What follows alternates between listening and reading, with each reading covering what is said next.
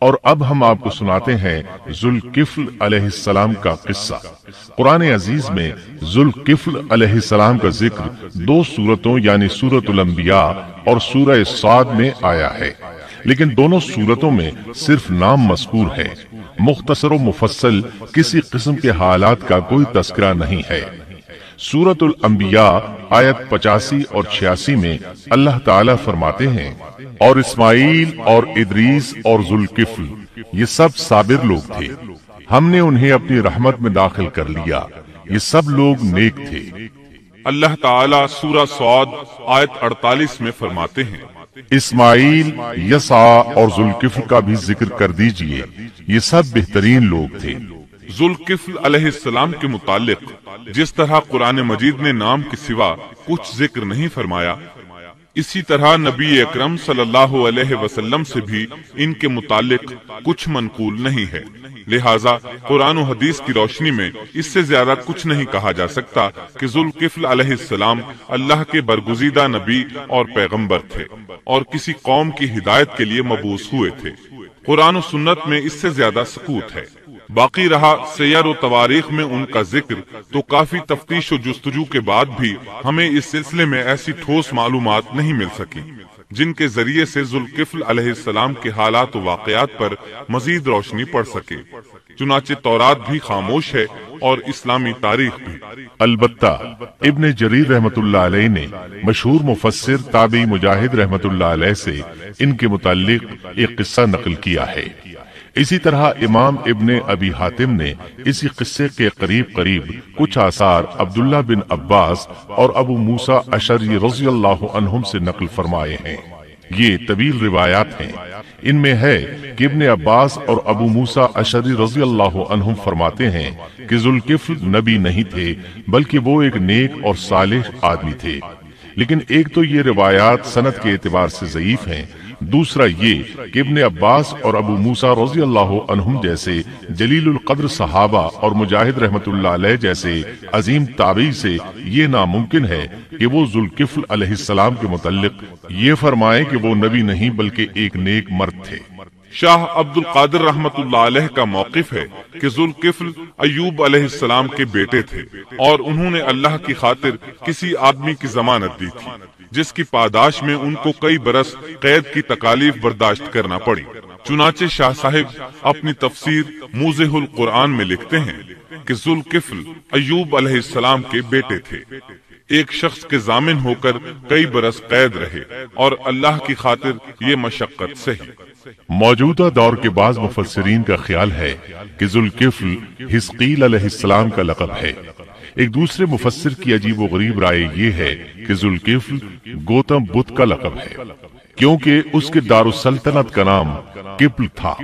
جس کا معرب کفل ہے، اور عربی میں ذو صاحب اور مالک کے لیے آتا ہے، اور صاحب مال کے لیے ذو مال اور مالک شہر کے لیے ذو بلد کے الفاظ کثرت سے استعمال ہوتے ہیں،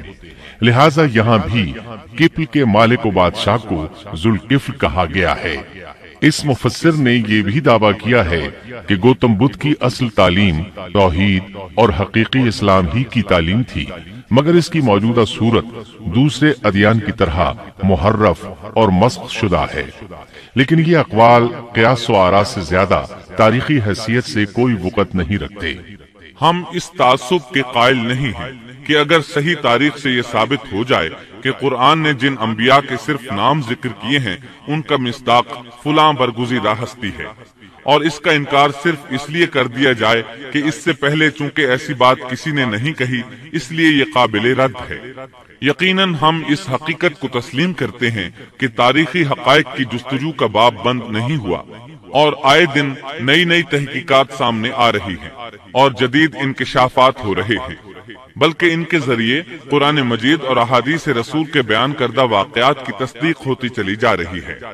ملحد و بے دین لوگ ان کا انکار اس لیے کرتے اور کرتے آ رہے ہیں کہ تاریخ اور فلسفہ ان کا ساتھ نہیں دیتے، لیکن اگر قرآن کریم کی بیان کردہ کسی ہستی کے متعلق مزید انکشافات روشنی میں آئیں تو ہمارے لیے انکار کا باعث نہیں بلکہ مخالفین پر مزید حجت اور دلیل ہے۔ لیکن اس حقیقت کے اقرار کے باوجود اس سے یہ بھی لازم نہیں آتا کہ کسی واقعے کے متعلق کوئی شخص اگر محض اپنے وہم و گمان اور قیاس و انداز سے بے دلیل کوئی بات کر دے تو ضرور اس کو مان لیا جائے۔ چنانچہ ذوالکفل علیہ السلام کو گوتم بدھ قرار دینا ابھی تک اس سے زیادہ کوئی حیثیت نہیں رکھتا۔ ہمارے لیے دنیا کے مختلف گوشوں میں اللہ کے فرستادہ نبیوں پر ایمان لانے کے لیے قرآن کی وہ تینوں دفعات کافی ہیں جو دین اسلام کا امتیازی وصف ہیں۔ سورۃ الفاتر آیت 24 میں اللہ تعالیٰ فرماتے ہیں، اور کوئی امت ایسی نہیں ہوئی جس میں کوئی ڈر سنانے والا نہ گزرا ہو۔ سورۃ المومن آیت 78 میں اللہ تعالیٰ فرماتے ہیں، بعض انبیاء کے واقعات ہم آپ کو بیان کر چکے ہیں اور ان میں سے بعض کے قصے تو ہم نے آپ کو بیان ہی نہیں کیے۔ سورۃ البقرہ آیت 136 میں اللہ تعالیٰ فرماتے ہیں، ہم رسولوں میں سے کسی کے درمیان فرق نہیں کرتے۔ اس لیے ایک مومن کا یہ عقیدہ ہونا چاہیے کہ ہم اللہ کے انبیاء میں سے کسی نبی کے درمیان کوئی فرق نہیں کرتے، یعنی تمام انبیاء پر ایمان لاتے ہیں۔ اس صاف اور واضح عقیدے کے بعد اگر ہمارے سامنے کسی ملک اور کسی خطے کے انبیاء اور رسول کے واقعات نہیں بھی آئے تو اس کے اسباب و وجوہات اور ہے، لیکن جہاں تک ان پر ایمان لانے کا تعلق ہے وہ اختصار سے بھی کافی ہے، اور ان کی تفصیلات سے آگاہی ہماری رشد و ہدایت کے مقاصد یعنی اللہ پر ایمان اور نیک اعمال کے لیے ضروری نہیں ہے، خصوصاً جبکہ اللہ تعالیٰ نے ہم پر یہ حقیقت بھی قرآن مجید میں واضح کر دی ہے کہ نبی اکرم صلی اللہ علیہ وسلم خاتم النبیین ہیں اور تمام سچے ادیان کی صحیح اور حقیقی تعلیم کی تصدیق کر کے ان کو بلند درجات کے درجہ کمال تک پہنچانے والے ہیں، جیسا کہ سورۃ المائدہ آیت 3 میں اللہ تعالیٰ فرماتے ہیں، آج میں نے تمہارے لیے دین کو کامل کر دیا اور تم پر اپنا انعام بھرپور کر دیا اور تمہارے لیے اسلام کے دین ہونے پر رضامند ہو گیا۔